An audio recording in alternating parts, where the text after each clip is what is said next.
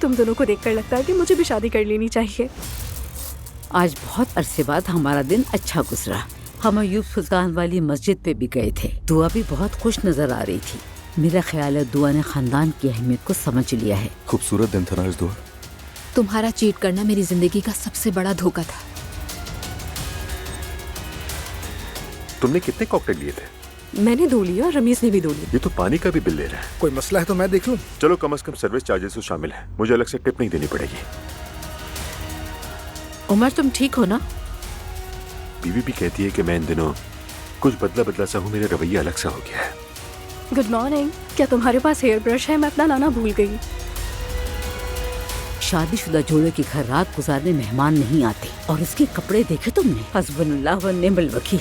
सनम सब ठीक है? क्या हुआ? मैं तुम्हारे घर से जा रही हूँ, सोचा कि तुम्हें जाने से पहले इत्तला दे दूँ।